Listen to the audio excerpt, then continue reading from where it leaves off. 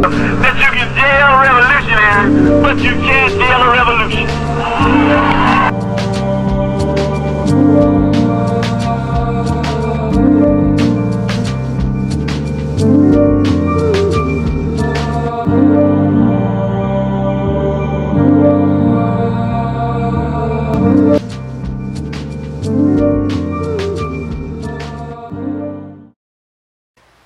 Charleston Harbor, May 13th, 1862.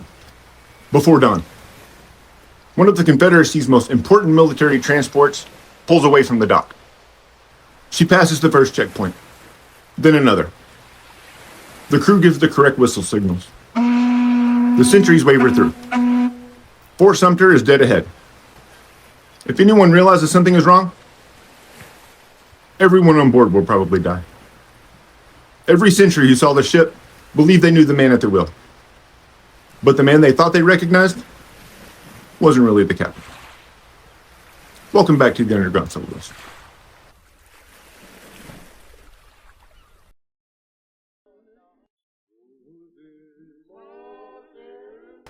Robert Smalls was born into slavery in Beaufort, South Carolina.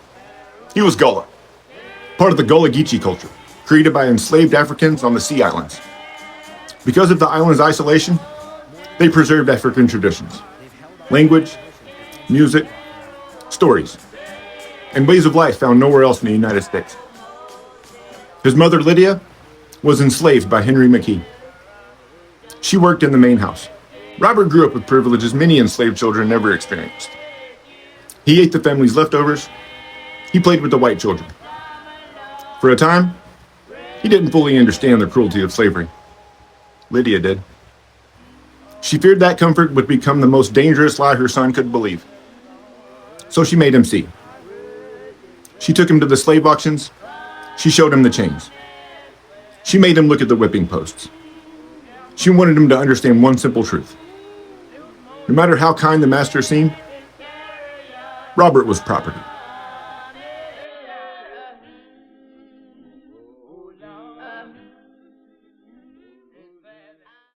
At 12 years old, Robert was sent to Charleston. Henry McKee hired him out to work. He tried different jobs. He cleared lampposts. He drove wagons. But then, he found the docks. The Charleston waterfront became his classroom. He started as a stevedore, loading cargo onto ships. He learned the ropes, literally. He learned the ties. He learned every bend and curve of Charleston Harbor. He became a rigger, then a sailmaker, eventually a wheelman, one of the finest harbor pilots in Charleston. But by law, a black man can never be captain. White men received the title. White men received the credit. And Henry McKee, he claimed most of Robert's wages. Robert only kept a few dollars each week. He saved every one. Even as a skilled worker, he was enslaved. Years earlier, when he was first hired out in Charleston, he earned $16 a week. Henry McKee kept 15. Robert kept 1. Robert did the work, and someone else collected the paycheck. Even still, Robert saved every dollar he could, because he had a plan.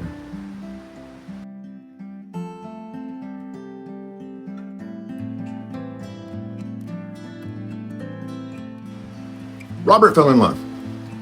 Her name was Hannah Jones. She was enslaved. They married. They had a daughter, Elizabeth.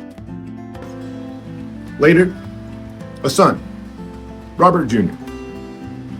For a brief time, they were a family. But under slavery, marriage offered no protection. A husband could be sold.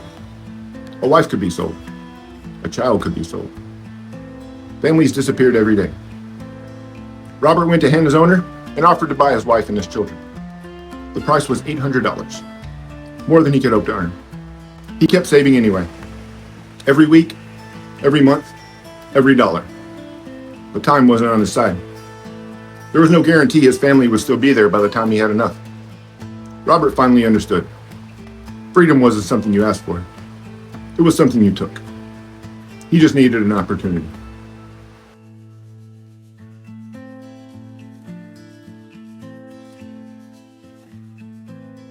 April 1861. The Civil War begins. The first shots are fired at Fort Sumter. Charleston Harbor becomes one of the Confederacy's most heavily guarded military ports. The Confederates had converted a fast passenger steamer into an armed military transport. Her name was the Planter. She carried soldiers, guns, heavy guns, ammunition, and dispatches. Because of his skill, Robert Smalls became her wheelman. Every day, he learned something new.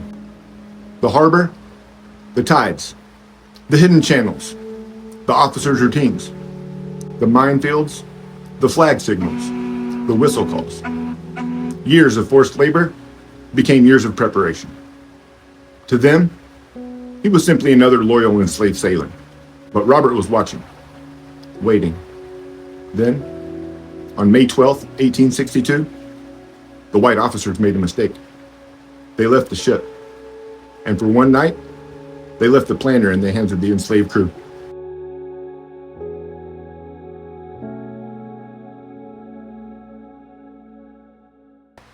Charleston Harbor, May 13th, 1862.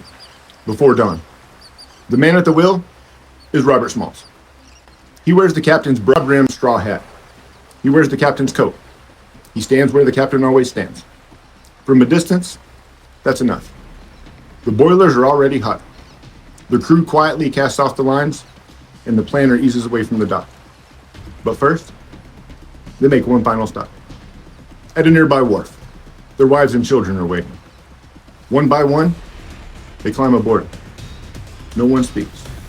A crying child, a shouted warning. A single mistake will doom them all. Now, there's no turning back. Robert rings for more steam. The Planter slips into Charleston Harbor. The first checkpoint appears out of the darkness. A challenge comes from shore. Robert answers with the correct whistle signal. The sentry's waving through. Then another. Again, the correct signal. Again, they pass unhindered. Ahead, Fort Sumter, the fortress where the Civil War began. The strongest fort in the harbor. The most dangerous checkpoint of them all. Some of the crew want Robert to steer farther away from the guns. He refuses. That would look suspicious. Instead, he follows the captain's usual course. Slowly, calmly, as if nothing at all is unusual. The fort signals, Robert answers.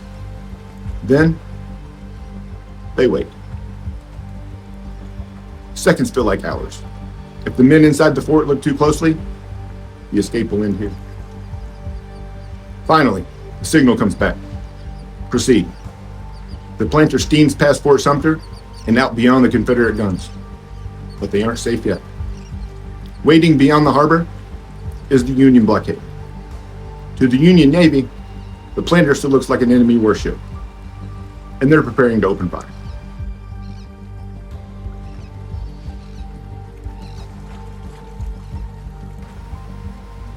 The Union ships prepare to fire.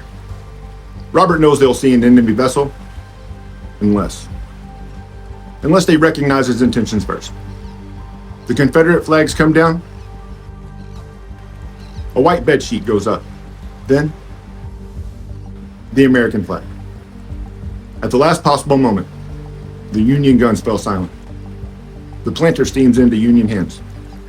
Robert Smalls delivers 17 formerly enslaved men, women, and children, a Confederate military transport, a valuable military intelligence to the Union. He's 23 years old. The Union makes him a pilot. Later, he becomes captain of the Planter, the very ship the law once forbade him to command. After the war, Robert becomes a businessman, a state legislator, a United States Congressman. Years later, he purchases the house where he and his mother were once enslaved. Mrs. McKee falls on hard times. Robert welcomes her back into the home. According to a story preserved in Beaufort, as her memory fades, he never reminds her that the house now belongs to him. She lives out the rest of her life believing she's still at home. The boy his mother took to the whipping posts becomes a man remembered, not only for his courage, but for his grace. Thanks for watching. I really enjoyed researching this story, and I hope you enjoyed hearing it. Special thanks to the staff at the Penn Center for preserving and sharing the history of the Gullah Geechee people. Their work helped inform this episode. Robert Smalls escaped slavery. But what happened to the thousands of men, women, and children who suddenly found themselves free? The answer begins on a small sea island where formerly enslaved people built schools, preserved a unique culture, and began an experiment in freedom.